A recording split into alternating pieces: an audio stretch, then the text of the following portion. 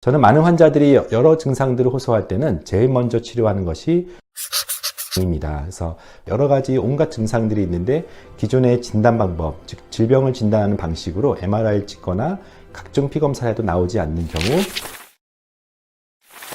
네, 안녕하세요. 웰케어 클리닉의 김경철 원장입니다. 그동안 김경철의 미래의학 TV에서 굉장히 많은 기능의학 관련된 영상들이 파편적으로 많이 나갔어요. 오늘은 통합적으로 기능의학이 무엇일까? 여전히 현대의학에 익숙한 사람들은 이 기능의학에 대해서 때로는 오해를, 때로는 너무나 또 큰 기대를, 또는 과학과 비과학의 중간 개념처럼 잘못된 상식을 갖고 있는 것 같아요. 그래서 기능의학이 무엇인지에 대해서 오늘은 좀 설명을 좀 차분하게 드리도록 하겠습니다. 기능의학에 대해서 이제 가장 정의를 잘 내리신 대표적인 박사님 중에 제콥 코른베르그라는 내과 의사가 기능의학 책에 다음과 같이 서술을 했습니다. 우리가 4R이라고 해요. 네 가지 R로 시작되는 걸 한번 제가 말씀드려 볼게요. 첫 번째가 remove, 정상적인 생리 기능을 방해하는 것을 제거하고, 즉 내 몸속에 많은 것들이 우리를 힘들게 하는데요. 그 중에는 장내 미생물일 수도 있고, 또 중금속이나 생활 환경 같은 독소일 수도 있고요. 또는 내 마음속에 근심 걱정일 수도 있죠. 그래서 나쁜 것을 제거하는 remove라고 하는 부분이 굉장히 중요한 개념입니다. 두 번째는 적절한 건강에 필요한 것을 넣어주고 라는 부분들이죠. 그래서 영어로 re-inoculation, 다시 집어넣는다는 뜻이죠.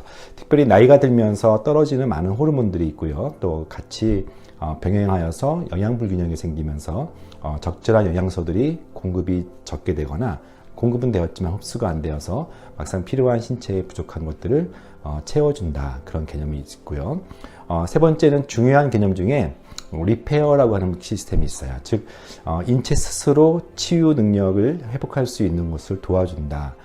기능의학은 어떤 수술처럼 암을 제거하거나 또는 약물을 써서 특정 증상, 질병을 치료하는 개념이 아니라 가능한 비약물로 그 사람이 스스로 회복할 수 있도록 도와준다는 그런 중요한 리저버 개념 또는 리페어 개념이 있습니다. 또 한 가지 생리적인 균형을 이룰 수도 있도록 도와준다. 리밸런스 개념이죠. 그래서 좀 이따가 여러 가지 밸런스 깨진 것들이 현대 질병의 첫 시작이라는 것을 보여줄 텐데, 이 4R이라고 하는 컨셉으로 볼 수 있을 것 같아요.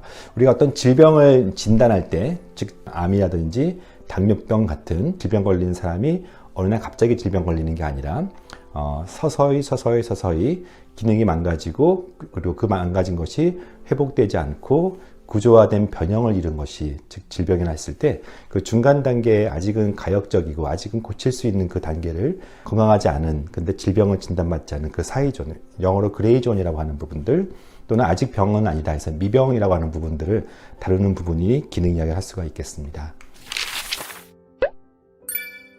현대의학과 기능의학은 그래서 관점이 좀 달라요. 우리가 저도 의과대학 시절에는 질병 중심으로 병리학, 또 어떤 진단 중심으로 영상의학과나 병리학과 같은, 또는 치료 중심으로 이렇게 진단과 치료라는 전형적인 질병 중심으로, 그리고 현대의학은 굉장히 많은 부분들이 좀 세분화되어 있죠. 같은 내과여도 폐만 전공하시는 분들 또는 위만 전공하시는 분들이 다 다르죠. 근데 기능의학은 이제 그런 관점에서 좀 많이 다릅니다.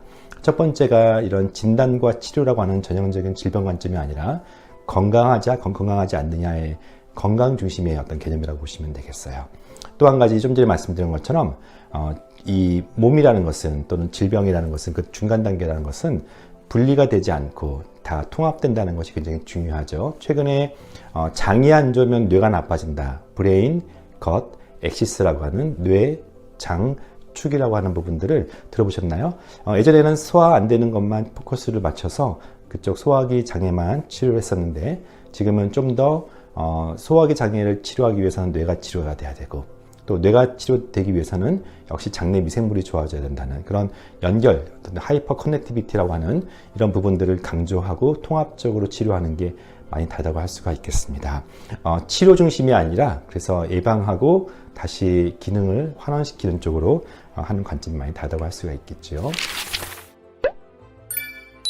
기능의학의 가장 중요한 코어 철학이 있습니다. 핵심 철학이라 할 수 있는데요. 첫 번째 바이오케미컬리 인디비주얼리티, 사람마다 다르다는 것들이에요. 이 생화학적 특성이 다르다는 것에 굉장히 많은 사람들이 공감하실 거예요. 아무리 좋은 약이어도, 아무리 좋은 영양제여도 사람마다 그 반응이나 또는 부작용 또는 작용이 다 다르죠. 아무리 우리가 좋은 통계를 가지고 논문을 냈어도 그 평균적인 개념의 치료, 평균적인 개념의 진단이 아니라 개인의 특성에 따라서 다르게 치료한다는 것이 기능의학을 관통하는 퍼스널라이즈로 하는 이런 바이오케미컬 인디비주얼리티가 되게 중요합니다. 말씀했던 것처럼 질병 중심이 아니라, 그래서 병이 나았다는 그런 개념보다는 그 환자가 온전하게 회복되었는지, 그래서 페이션트 센터라는 표현을 쓰는데 진단명을 붙인 그 질병이 없어지는 것에 관점을 두지 않고 질병을 가지고 있는 그 환자가 온전하게 회복되었는지를 더 관심이 많습니다. 즉 단순히 질병이 없는 단계가 아니라 건강을 최적화된 상태로 유지한다는 것을 좀 더 목표로 두고 있다. 그래서 파지티브 바이탈리티라는 표현도 씁니다. 중요한 부분 중에 생명활동은, 생체활동은 신체 내외, 그래서 체내 역동성에 의해서 유지된다? 이게 무슨 말일까요? 인체의 몸이라는 것은 여러 가지 환경적인 요인에서 끊임없이 영향받을 수 있고, 또 거꾸로 인체가 역시 주변 환경을 이제 컨트롤할 수가 있는 거죠. 그래서 이렇게 생리 활동에 이스터나 인터나, 안과 밖이 서로 연결되어 있고 영향을 준다는 관점에서 바라보는 학문이기도 합니다. 생리적 요소들을 연결되고 각각의 기관 계통들이 조화를 이루면서 기능을 유지하게 되는 이런 인체의 상호 연결성, 웹라이크 인터커넥션이라는 표현을 쓰고요. 신체 기관의 예비력 증강으로 건강을 유지시킨다. 즉 질병을 의사가 주도하는 부분도 있지만 많은 부분에서 어느 정도만 회복시키면 스스로 회복할 수 있는데 좀 더 포커스를 둡니다. 중요한 관점 중에 하나가 기능의학은 Science-Based Profession, 즉 과학을 기반으로 합니다. 아마 저희 진료실에 오셨던 많은 환자들이 처음 들어보긴 하지만 언젠가 한번 들어봤을 만한 여러 가지 생리학적 내용들, 또는 영양학적인 부분들, 호르몬이라는 부분들, 우리 제 구독자 중에 의사들도 많이 계신 것 같은데, 제가 의과대학 때 배웠던 많은 그런 지식들이 사실은 사용되고 활용되는 것이 기능의학이라고 할 수가 있겠습니다. 또 한 가지 중요한 불균형에 대해서 말씀드리는데, 이 불균형을 회복시키는 것이 기능의학의 중요한 철학이라 할 수 있겠습니다. 첫 번째가 이제 호르몬의 그런 균형이 중요하고요. 또 신경 전달 물질의 균형, 이런 어떤 호르몬의 균형이 되게 중요한데요. 예를 들면은 우리를 흥분시키게 하는 그런 노에피네프린, 도파민이 너무 많아도 문제죠. 여러 가지 망상장애가 생길 수 있거나 또는 과도한 중독이 될 수 있고, 거꾸로 너무 떨어져 있으면은 도파민이 떨어져 있거나 이런 아드레날린이 떨어져 있으면 너무 사람들이 지나치게 무기력해지고 또 어떤 침체, 우울감을 경험하기도 하죠. 그래서 이런 신경전달 물질에 과도하지 않고 적절한 균형, 남들만큼 최적화된 상태를 유지한다는 그런 개념이 되게 중요합니다.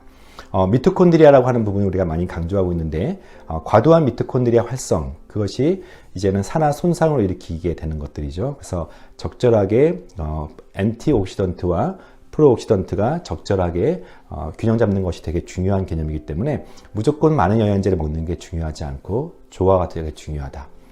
해독에 대한 부분들도 중요하고요. 면역도 그렇습니다. 이번 코로나 시기에 많은 사람들이 면역이 없어서 문제이기도 하지만 또 과도한 면역이 생겨서 또 문제이기도 합니다. 대표적인 우리 현대인의 질병 중에 자가 면역 질환, 오토이뮨 디스오더가 있는데, 면역이 과도한 것도 문제가 돼요. 그래서 무엇이든지 항상 지나치면 부족한 것만큼 문제가 되는 거기 때문에 이런 면역과 염증도 적절하게 균형을 이루는 것이 중요합니다.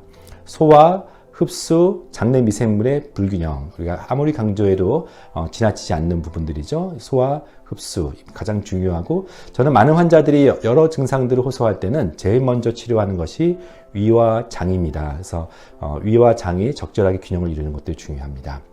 또 그 외에 스트럭처럴 또는 멤브레인 임밸런스라 그래서 아무리 좋은 것을 많이 먹어도 자세가 균형 잡혀 있지 않고 골반이 틀어져 있거나 또는 경추와 척추가 뒤틀려져 있으면 많은 증상들이 야기됩니다. 그래서 이런 스트럭처, 어떤 구조학적인 밸런스도 중요하고요. 마지막으로 신경, 마음, 신체, 나아가서 영성까지 통합적으로 불균형을 해소한다, 통합적인 균형을 맞춰야 된다는 것도 중요합니다. 흔히 말하는 마인드 바디, 마음이 몸을 지배하고 몸이 마음을 지배해요. 환자들 종종 물으면 뭐가 제일 스트레스가 많습니까?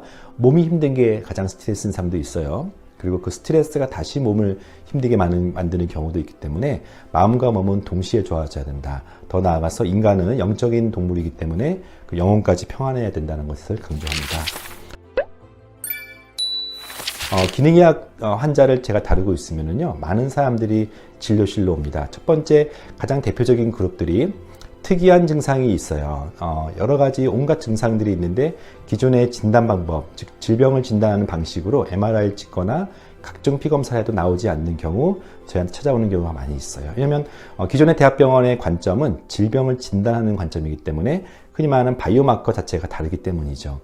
저희는 건강하지 않다는 관점에서 바이오마커를 보기 때문에 진단이 돼야 원인 찾고 원인 찾아야 치료하기 때문에 저희한테 많이 오시는 분들이 기존의 질병을 가지고 있지 않지만 많은 증상이 있는 분들이 반복적으로 호소할 때는 보통 대학병원에서는 정신과 가라는 얘기만 할 때 자기는 아무 생각해도 정신과 문제가 아니고 몸의 문제라고 했을 때 찾아오시는 경우가 있어요.